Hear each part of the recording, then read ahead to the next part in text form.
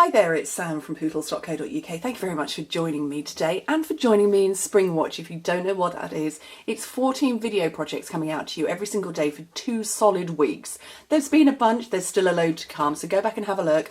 Click open the description bar and obviously click the subscribe button, but there's a little bell icon there as well. Click that and then you'll get notified whenever there's a video coming out, because obviously SpringWatch is different to my regular Monday, Wednesday, Fridays.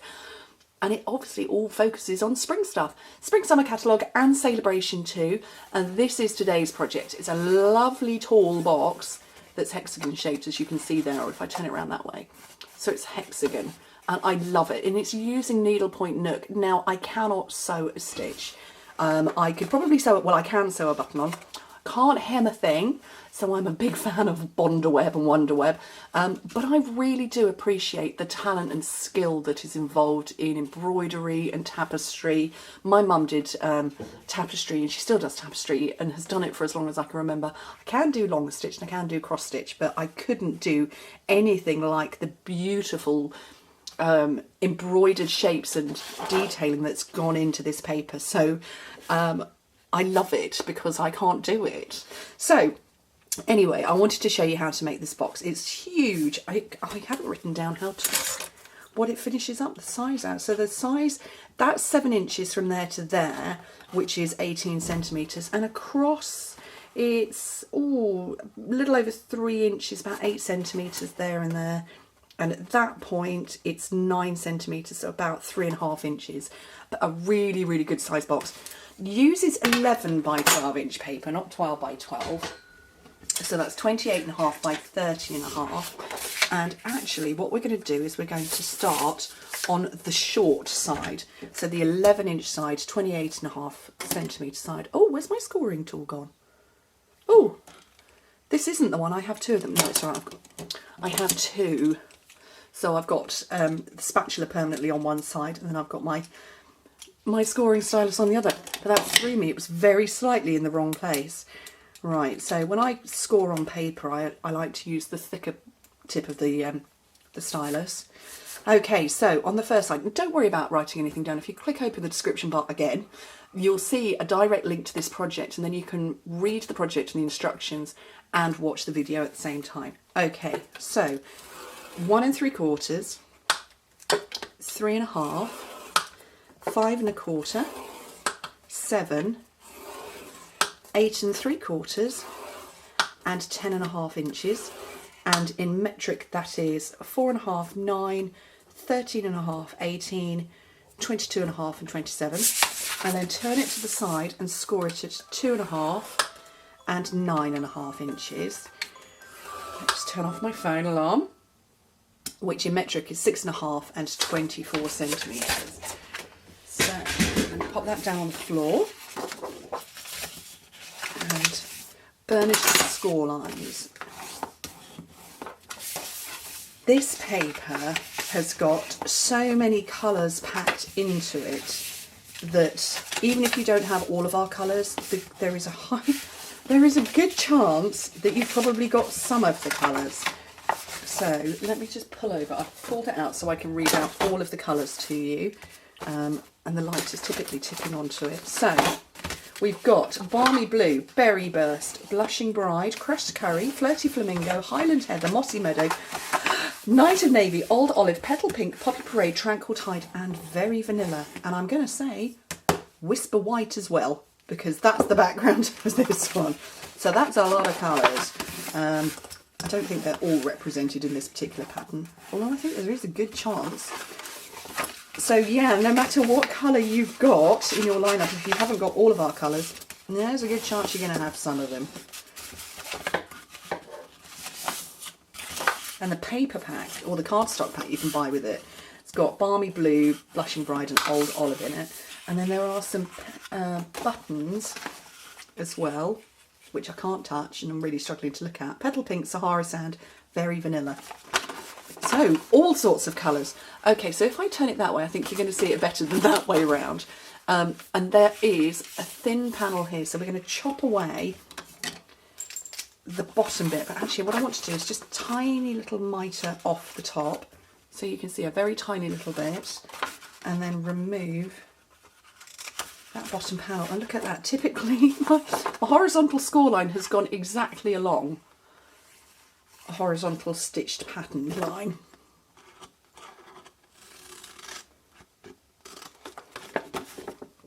There we go, and then just cut straight up these.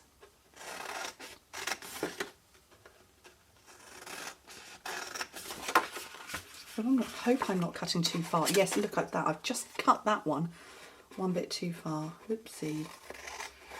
It will get hidden when it's all glued together. Okay, so that's all you need to do. Don't worry about doing anything at the top. We're going to push these bits in. They're actually smooth. They aren't scored. So that's smooth in there, and I don't know how well you can tell with the, actually yes, if you look at this one with my lighting, you can see there's no score line in there. We're pinching at the top, but we'll do that in a minute. So it's just the bottom to cut. Adhesive down this bit. I'm going to bring in my tear and tape for this.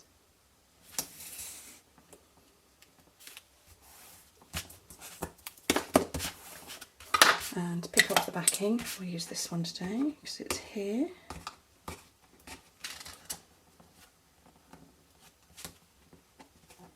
No, Old Faithful piercing tool. There we go.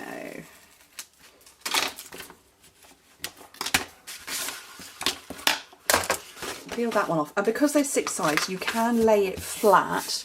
You don't have to be hovering in the air to do it. Lay it flat and just fold it over. And obviously there is a perfectly lined up seam for you. Okay, so this is going to be fun and games. I might put this onto autofocus just for a minute because it's almost as high as my camera is. So my camera is only about 12, 13, 16 inches away from my desk. So find the back, which I've now completely lost. So look for your seam. There's my seam. I want to put that one in last. Okay, so we're going to do these ones and then these ones, and then we're going to go like that and use liquid glue because you do want a bit of wibblage room. And actually my son pinched my liquid glue, so we're going to use a brand new one. Anybody else get great, I love it when I open a brand new glue. And so a little squodge on there and a little squodge on here and on there and on there for that one, and then the last one, whoops, I'm putting the glue there and I'm roughly getting it into place, and when you turn it over you'll be able to see whether it's in place or not. And actually I can't get my head in, so I'm going to have to come around and do it this way round. I can't get my head in because there's a camera right there. So get it pretty much into place, and I'm just gently holding it with my finger and letting the glue go off a little bit. So that's roughly right. Yes, and that's fine when I look down on it. Oh, I smacked it with my ruler. Yep, that's fine and all in place. And I'm going to push down with the end of my ruler to make sure that it's all sticking in place.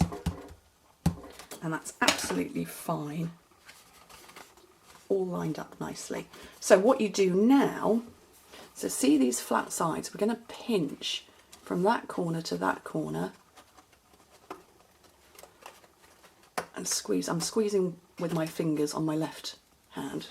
So I'm using my right hand to position it and squeezing. And that means that I get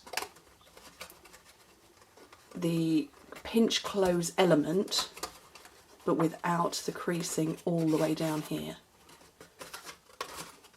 And the last one.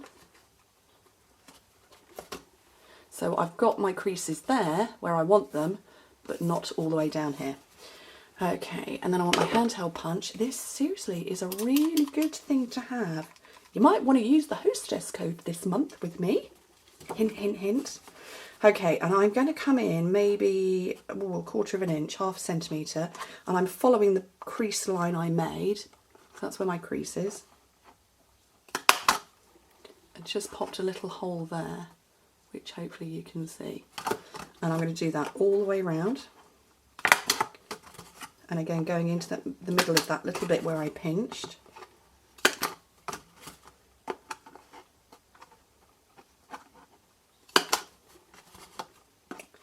And the last one.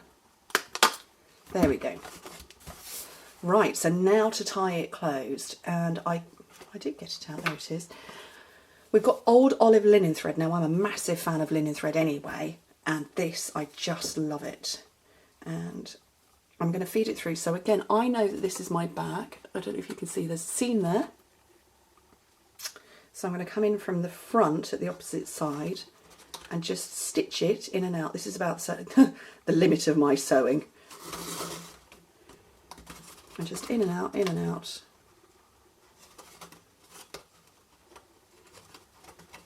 All the way round.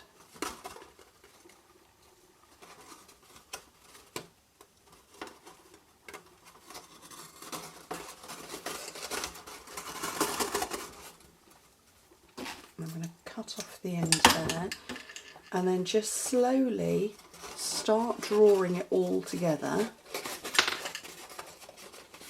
with your hands and fingers. I'm pulling on this, and if you can see, instead of the thread, that one here, I started with it going around the back. You want it to go over the top so that it pulls together really nicely. And then I'm going to tie, I'll just knock the other one over, I'm going to tie it in a bow.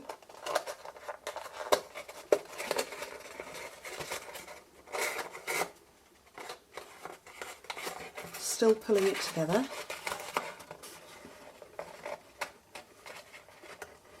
And the reason I love linen thread is it's terribly forgiving of me and the fact that I can't tie a bow. And that is all tied up nicely with my bow ends. There and there. And then I've got these nice sort of spiral ends of the ribbon. Just lovely. And that's because it's on a reel. If you don't want it spiral, let me undo a bit. So you can see that's quite curly. If you don't like it like that, throw your bone folder around and then just pull it and it will de-curlify it. That's such a word. And it takes the curl out. Right, okay, let's do a little bit of stamping. So, obviously Needlepoint Nook has got a bundle with it as well. So we've got the needle and thread stamp set and the needlepoint elements. And I just love it. I love it. I think it's so gorgeous. So I'm going to stamp first. I'm going to use the same phrase. People like you make the world a better place. And with a block. Grab this block. I'm going to stamp in Poppy Parade because that's the dominant colour in here. You can see that red is all on show.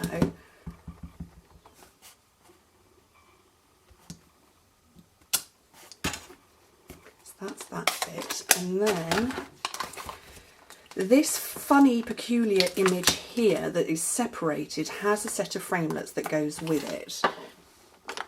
So I'm going to pick that one up and I'm going to stamp it in Mossy Meadow.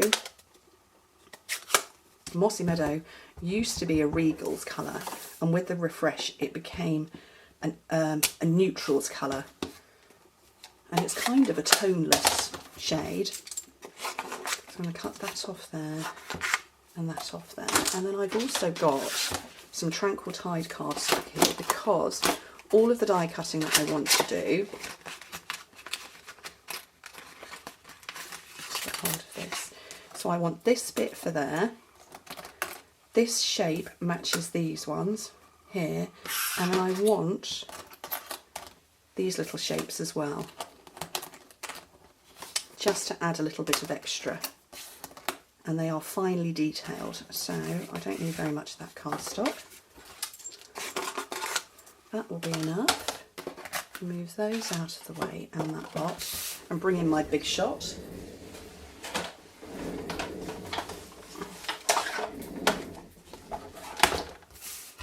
So I've got my magnetic platform, definitely want to be using that. Clear plate.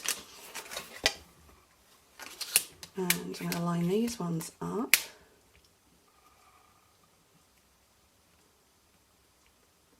About right there.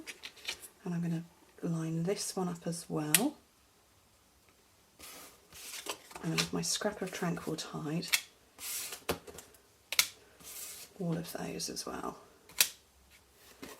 And run the whole lot through my big shot.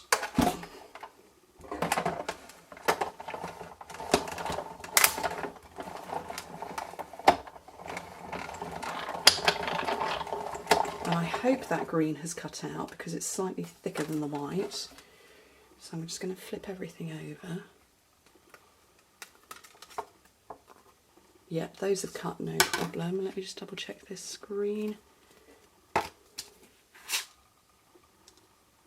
Nope, they need to go through again. It's that little tiny bit thicker. Oh, I'm going to have to do that one. It's jumped. More haste, less speed. Might have been sensible just to do that one on its own. Oh, look at that, 16 minutes into this video. Oh, I never do videos this long. That's definitely cut through now. Yes, no problems there. Right, so let's shimmy that lot out of the way. So, that one's cut out. This one has created simply a stitched edge. So you use your pretty label punch and it goes round the outside of that. Absolutely perfectly, leaving this lovely stitched edge to it. And then these elements should pop out just nicely. Oh, that one did come out. Oh, look, we've got an extra set of leaves.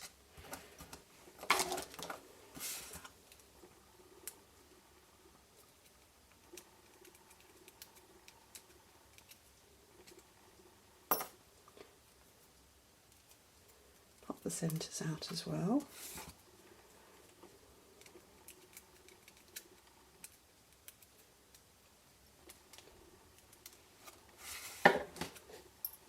And the last one, let's get the centres out first. And then I will put it all together and I'll show you how I've chosen to do it. Okay, let me get all that out of the way. So, like I say, this shape, you'd sort of put it at that kind of angle. It's entirely up to you, but obviously there's no stamping detail wasted under there. So I'm just going to run a little bit of glue along this bit and position it where I think I want it, which is about there. And then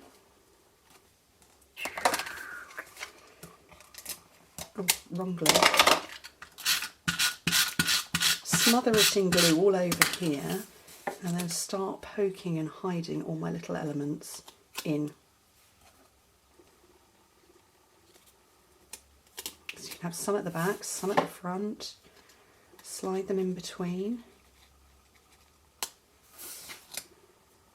And it's just a little extra detail that's ever so pretty.